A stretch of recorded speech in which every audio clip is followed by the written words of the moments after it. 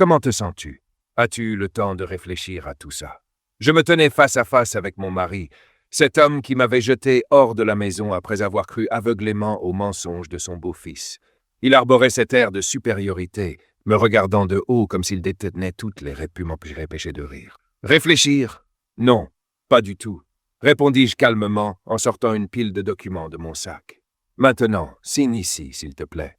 Je lui tendis les papiers de divorce ainsi que les documents légaux préparés par mon avocat. Il resta impassible en les signant sans protester, jusqu'à ce qu'il voie les pièces jointes. Son visage se figea, sa main trembla légèrement. À ses côtés, son fils Jim commença à paniquer. Tous leurs mensonges soigneusement construits venaient d'être mis à nu. La vérité éclatait enfin. Je m'appelle Mary. J'ai 52 ans et je travaille dans un bureau. Je n'étais marié que depuis 1 an. Je vivais avec mon mari Brian et son fils adulte Jim, qui, bien qu'ayant un emploi à temps plein, refusait de quitter la maison où il avait grandi. Je n'avais jamais adopté Jim. Pour moi, il n'était guère plus qu'un étranger. Dès le départ, j'avais espéré qu'il finirait par partir, mais Jim s'y refusait obstinément. « C'est la maison de ma mère », m'avait-il lancé avec fermeté. « Elle est morte il y a 5 ans, et je ne quitterai pas l'endroit où j'ai vécu avec elle. » Je compatissais, moi qui avais perdu mon premier mari à peu près à la même époque, mais ma compassion ne rendait pas son obstination plus supportable. Ma mère cuisinait mieux que ça, avait-il lâché un soir, en trifouillant mon repas avec mépris. Son dédain était palpable et pesait sur moi chaque jour. Si ma cuisine était à ce point insupportable, pourquoi ne préparait-il pas ses propres repas? Agacé, je m'étais tourné vers mon mari. Jim déteste visiblement ma cuisine. Que dois-je faire? Brian avait haussé les épaules. Alors, arrête de cuisiner pour lui. Il n'a qu'à ne pas manger. Son indifférence m'avait blessé, mais j'avais suivi son conseil. La fois suivante, en rentrant chez lui et en trouvant la table vide, Jim avait explosé. Pourquoi n'y a-t-il rien à manger? Tu as épousé mon père, donc c'est ton rôle de cuisiner pour moi aussi. Peu importe ce que je faisais, je ne pouvais jamais avoir raison. Ses remarques devenaient de plus en plus cruelles, et le refus de Brian d'intervenir me laissait totalement seul. Avant notre mariage, il m'avait assuré que Jim partirait bientôt, mais il n'en montrait aucun signe. Il ne peut tout simplement pas se le permettre, prétendait Brian. Mais je savais que c'était faux. Jim avait hérité d'une belle somme à la mort de sa mère et avait tout dilapidé en objets de luxe. Les lettres de relance des compagnies de crédit s'entassaient dans sa chambre. Il n'était pas seulement irresponsable avec l'argent, il me méprisait ouvertement. Quant à Brian, il le couvrait sans cesse. Un jour, ma fille Emma m'annonça une grande nouvelle. « Maman, il m'a demandé en mariage. » Son excitation me fit sourire. Depuis mon remariage, les bonnes nouvelles se faisaient rares. C'était un moment de joie pure. « Félicitations !» m'exclamai-je, sincèrement heureuse. « Ton père, là-haut, doit sûrement sourire. » Le souvenir de mon défunt mari m'envahit. Jusqu'à son dernier souffle, il s'était inquiété de l'avenir de notre fille. J'étais certaine qu'il aurait été soulagé de la voir heureuse. « Je te présenterai bientôt mon fiancé, » poursuivit Emma avant d'hésiter. « Mais, suis-je obligé de le présenter à Brian? Ce n'est que ton second mari, il n'a rien à voir avec moi. » Ces mots étaient francs, et je ne pouvais pas lui en vouloir. Contrairement à Jim, elle n'avait jamais été adoptée par Brian et n'avait aucun lien avec lui. « Contente-toi de le saluer rapidement, » lui suggérai-je doucement. Pas besoin que ce soit plus que ça. Quand j'annonçai les fiançailles d'Emma à Brian, il resta de marbre. Son indifférence me blessa, mais je n'étais pas surprise. Il ne s'était jamais vraiment intéressé à Emma. Peu après, Jim ricana. « Pourquoi tu ne divorces pas et ne pars pas vivre avec ta fille? Tu détestes vivre avec nous de toute façon. » Sous le choc, je cherchais le regard de Brian pour qu'il prenne ma défense. Mais, comme toujours, il s'éclipsa sans un mot. Agacé, je rétorquai. « Et toi? Tu n'as personne dans ta vie? Pourquoi ne te maries-tu pas pour laisser ton père en paix? » Jim se renfrogna et quitta la pièce sans répondre. Je doutais qu'il ait quelqu'un, et l'idée qu'il se marie un jour et ramène sa femme dans cette maison me glaçait le sang. « Tu crois qu'il restera ici même après son mariage? » demandai-je un soir à Brian. « C'est à lui de voir. »« Moi, ça m'est égal, » répondit-il froidement. Cette indifférence me rendait folle. Finalement, je rencontrai le fiancé d'Emma. Brian refusa de venir. « Ça ne m'intéresse pas. »« Ne m'invite pas non plus au mariage, » lança-t-il sèchement. Le fiancé d'Emma, en revanche, était tout le contraire de Jim. Mature, gentil, responsable.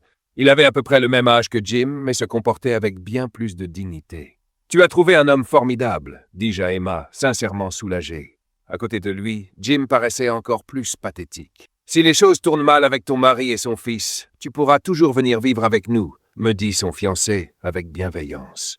Ces mots furent comme un baume sur mon cœur. De retour à la maison, Jim m'accueillit avec son mépris habituel. La bonne arrive en retard. Papa et moi, on meurt de faim. Être rabaissé au rang de servante me fit mal, mais Brian feignit de ne rien entendre. À côté du fiancé d'Emma, Brian et Jim me semblaient désormais totalement inutiles. Puis Brian commença à disparaître chaque week-end. J'aide un ami dont la mère est à l'hôpital, m'expliqua-t-il. Je ne le crus pas. Lorsque je le confrontai, cet ami, c'est une femme. Il paniqua et nia beaucoup trop vite. Ses réactions ne firent que renforcer mes soupçons. Jim remarqua la tension et en tira un malin plaisir. Papa doit regretter d'avoir épousé une vieille comme toi. Il doit sûrement souhaiter avoir choisi quelqu'un de plus jeune. Tu vas te faire tromper et jeter dehors. Pauvre de toi. Ces paroles me transpercèrent, car au fond de moi, je craignais qu'il ait raison. Pourquoi tu ne pars pas avant que ça ne tourne mal, ajouta-t-il avec un sourire narquois. Ce fut à ce moment-là que je compris. Je ne pouvais plus continuer ainsi. Je me demandais souvent si Brian prévoyait de me remplacer par une maîtresse. Alors que je m'enfonçais dans ces sombres pensées, Emma m'appela. « Maman, il faut que je te parle. »« Tu peux venir » demanda-t-elle d'une voix grave. Inquiète, je me précipitai chez elle. Son fiancé Jack était là aussi. « Qu'est-ce qui se passe ?»« Ne me dis pas que tu annules le mariage ?» lançai-je anxieuse. Ils échangèrent un sourire gêné. « Pourquoi on annulerait le mariage ?»« C'est de toi qu'il s'agit, pas de nous » m'expliqua Emma. Soulagé mais intrigué, j'attendis la suite. Jack me tendit son téléphone. « C'est bien ton mari, Brian ?» Au début, je ne le reconnus pas. Puis je remarquai la jeune femme à ses côtés, l'appelant par son prénom. En observant mieux, je vis qu'il portait des vêtements que je connaissais. La photo avait été prise dans une salle de mariage, et ils semblaient discuter de leurs propres noces. J'étais sans voix. Brian n'avait pas d'autres enfants que Jim. Cette femme ne pouvait donc pas être sa fille. L'impensable me frappa. Il prévoyait d'épouser une autre femme alors qu'il était encore marié avec moi. Elle paraît bien trop jeune pour être la petite amie de Jim, non ? Demanda Emma. Je repensais au comportement suspect de Brian et avouai. J'ai toujours soupçonné qu'il me trompait, mais jamais je n'aurais imaginé qu'il soit avec quelqu'un d'aussi jeune. Emma et Jack furent choqués. Je leur racontais tout. Le comportement fuyant de Brian, ses absences répétées et mes soupçons grandissants. Ton mari est odieux. Il faut enquêter sérieusement et le forcer à assumer ses responsabilités, déclara Jack d'un ton ferme. Tu dois divorcer tout de suite, maman, ajouta Emma. J'acquiesçai, mais je savais qu'il nous fallait d'abord des preuves irréfutables. Jack commença aussitôt à chercher des détectives privés. Ne t'inquiète pas pour ton avenir, maman. Tu pourras venir vivre chez nous, me rassura-t-il. Me sentant enfin soutenu, je rentrai chez moi, habité par une détermination nouvelle. Jim m'accueillit comme toujours. Dépêche-toi de préparer le dîner. Les bonnes n'ont pas à traîner dehors jusqu'à cette heure. Ces mots me blessèrent, mais je préparais le repas en silence. Je refusais de lui montrer la moindre faiblesse. Dès que j'aurais la preuve de la liaison de Brian, je partirais. S'il se remariait, Jim devrait compter sur sa nouvelle belle-mère, et je savais qu'il ne pourrait pas la traiter comme il me traitait. Quand Brian rentra, je décidai de le tester. « Tu iras au mariage de notre fille. Ça se passe dans un lieu prestigieux », lançai-je d'un ton détaché en citant le nom du lieu aperçu sur la photo. Son visage se crispa une fraction de seconde avant qu'il ne nie connaître l'endroit. Cette réaction confirma mes soupçons, mais je n'insistai pas.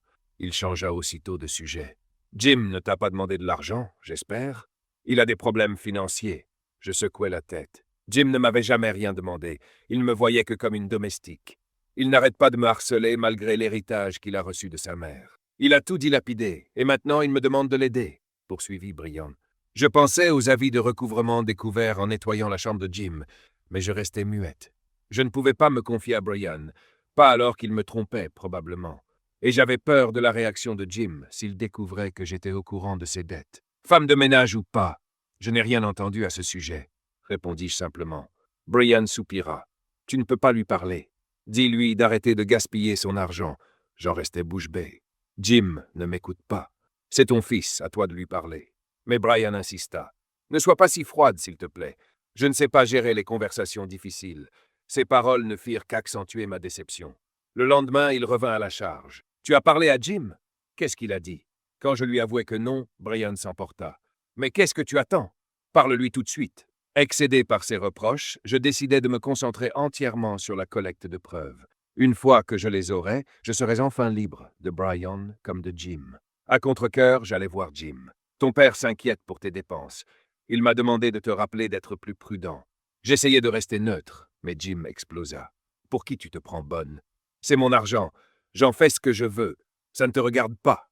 Je compris pourquoi Brian fuyait cette conversation. Jim était impossible, et pourtant j'aurais aimé que son père prenne ses responsabilités. Mais au lieu de cela, il fermait les yeux sur les défauts de son fils pour courir après sa maîtresse.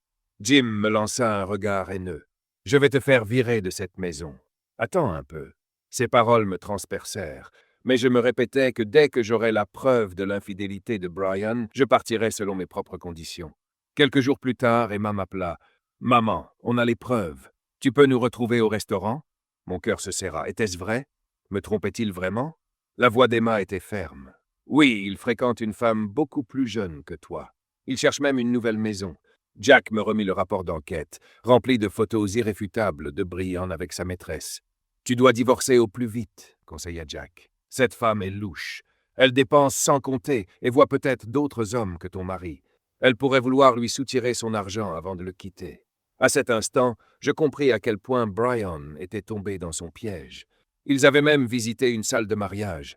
Elle avait peut-être déjà touché de l'argent pour les préparatifs. Je devais agir vite. De retour chez moi, je trouvais Brian et Jim dans le salon. « Mary, viens, on doit parler, » dit Brian d'un ton sévère. Jim ricana. « Tu vois un petit jeune, pas vrai? Papa t'a vu au restaurant avec lui. » Il me montra une photo floue où j'étais avec Jack. « Quelle honte, sortir avec un type de l'âge de ta fille. »« C'est le fiancé d'Emma, elle était avec nous, » répondis-je calmement. Mais Brian refusa de m'écouter. « Jim t'a prise sur le fait. Tu me trompes, pas vrai? Sors de cette maison, on réglera le divorce et l'argent plus tard. » J'eus presque envie de rire devant son culot. « Très bien, » dis-je d'un ton glacé. « Je pars.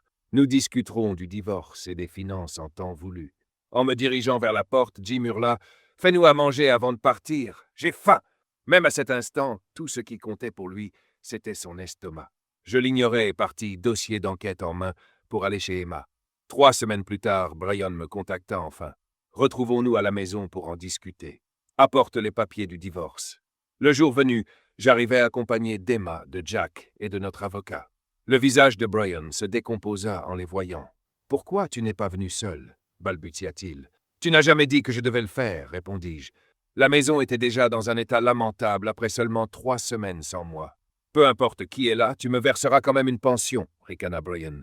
Je ne pus m'empêcher de rire. Je n'ai rien à me reprocher. Signe. Je lui tendis les papiers. Brian resta figé. « Pourquoi devrais-je payer ? » « C'est toi qui m'as trompé, » protesta-t-il en brandissant encore la photo floue. Notre avocat posa calmement le rapport d'enquête devant lui. « Nous avons la preuve de votre liaison. » Le visage de Brian devint livide. Jim resta muet. « Je ne peux pas payer de pension, » avoua Brian. « Je suis ruiné. J'ai emprunté pour le mariage et le voyage de noces. » Alors Jim craqua. « Tu ne te remaries pas vraiment, pas vrai? Je ne veux pas perdre la moitié de ton héritage. » Mais Brian secoua la tête. « J'ai déjà tout dépensé. » Jim s'effondra sous le choc. « Papa, tu peux me prêter de l'argent? Il doit bien te rester quelque chose. »« Je suis à sec, » murmura Brian. Je pris la parole. « Jim, j'ai trouvé les avis de dette dans ta chambre. À ton âge, c'est honteux de demander à ta mère de te la nettoyer. » L'avocat présenta les documents de pension et Brian les signa à contre-cœur. « J'ai entendu dire que ta maîtresse dilapidait ton argent et voyait d'autres hommes, » ajouta Jack. Brian devint blême et tenta frénétiquement de l'appeler, sans succès. « Mary, je suis désolé. Ne nous abandonne pas. » Jim supplia. « Papa n'est jamais là, j'en ai marre de manger de la malbouffe. » Je secouai la tête. « Demande à la nouvelle femme de ton père. Tu auras bientôt une jeune bonne pour toi tout seul. » Et sur ces mots, je quittai la maison pour la dernière fois. Nous allâmes directement à la mairie pour déposer le dossier de divorce. Je m'installai chez Emma et Jack. L'appartement était un peu étroit, mais nous prévoyions de déménager dans un plus grand logement bientôt. Quelques semaines plus tard, j'appris que la maîtresse de Brian l'avait escroqué et s'était enfuie avec une grosse somme d'argent pour un mariage qui n'aurait jamais lieu. Il ne lui restait que des dettes. Jim m'appela même pour me supplier de l'aider. « Maman, papa est parti et je n'ai nulle part où aller. »« Je ne suis pas ta mère, » rétorquai-je froidement. « Nous ne sommes pas liés et j'ai divorcé de ton père. » Quand il continua à m'harceler, Jack le menaça de le dénoncer à la police. Cette fois, il disparut pour de bon. La vie avec Emma et Jack était enfin paisible. Un jour, nous reçûmes une merveilleuse nouvelle. Emma était enceinte. J'étais folle de joie à l'idée de devenir grand-mère. Pour la première fois depuis des années, ma vie reprenait enfin des couleurs. et j'étais bien décidé à chérir chaque instant auprès de ceux que j'aimais. Veux-tu que je donne un ton encore plus dramatique et romanesque, comme dans un roman psychologique ou une série télévisée? Cela pourrait renforcer la tension émotionnelle et les dialogues.